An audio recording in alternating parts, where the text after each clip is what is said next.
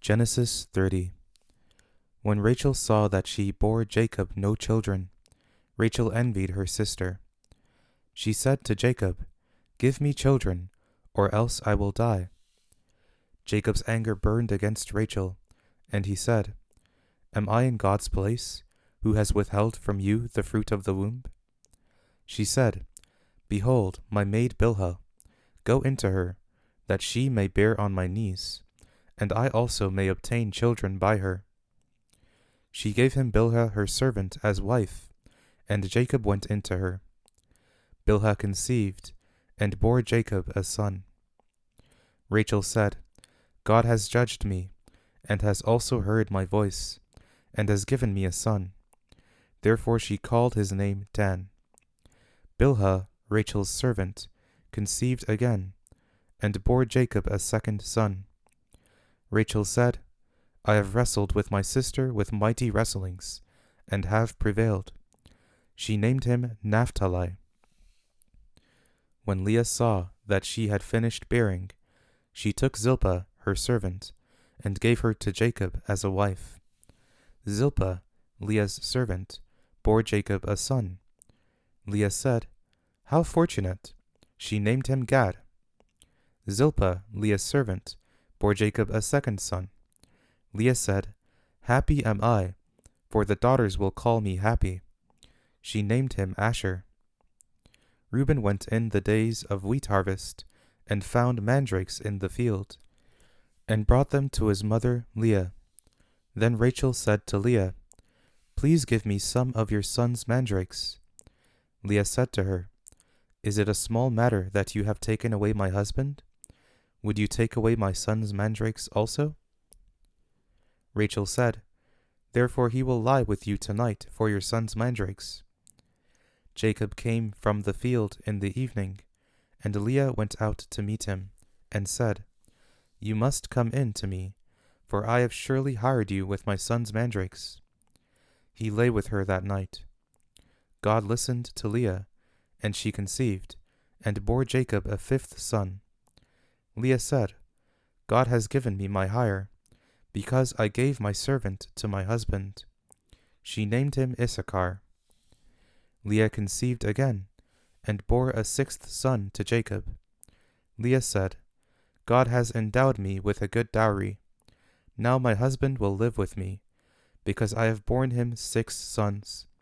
She named him Zebulun. Afterwards she bore a daughter, and named her Dinah. God remembered Rachel, and God listened to her, and opened her womb. She conceived, bore a son, and said, "God has taken away my reproach."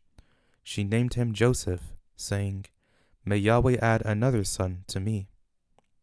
When Rachel had borne Joseph, Jacob said to Laban, "Send me away, that I may go to my own place, and to my country. Give me my wives and my children, for whom I have served you, and let me go, for you know my service with which I have served you." Laban said to him, "If now I have found favor in your eyes, stay here, for I have divined that Yahweh has blessed me for your sake." He said, "Appoint me your wages, and I will give it." Jacob said to him, "You know how I have served you, and how your livestock have fared with me. For it was little which you had before I came, and it has increased to a multitude. Yahweh has blessed you wherever I turned. Now when will I provide for my own house also?" Laban said, "What shall I give you?" Jacob said, "You shall not give me anything. If you will do this thing for me, I will again feed your flock and keep it. I will pass through all your flock today, removing from there every speckled and spotted one, and every black one among the sheep, and the spotted and speckled among the goats.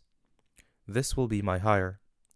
So my righteousness will answer for me hereafter, when you come concerning my hire that is before you.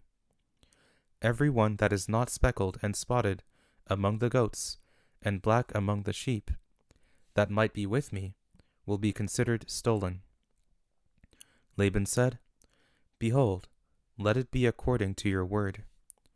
That day he removed the male goats that were streaked and spotted, and all the female goats that were speckled and spotted, every one that had white in it, and all the black ones among the sheep, and gave them into the hand of his sons. He set 3 days' journey between himself and Jacob fed the rest of Laban's flocks. Jacob took to himself rods of fresh poplar, almond, and plane tree, peeled white streaks in them, and made the white appear, which was in the rods. He set the rods which he had peeled opposite the flocks in the watering troughs, where the flocks came to drink. They conceived when they came to drink. The flocks conceived before the rods, and the flocks produced streaked, speckled, and spotted. Jacob separated the lambs, and set the faces of the flocks toward the streaked, and all the black in Laban's flock. He put his own droves apart, and didn't put them into Laban's flock.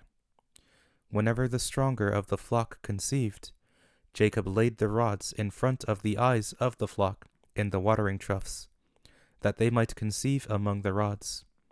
But when the flock were feeble, he didn't put them in. So the feebler were Laban's, and the stronger Jacob's. The men increased exceedingly, and had large flocks, female servants and male servants, and camels and donkeys.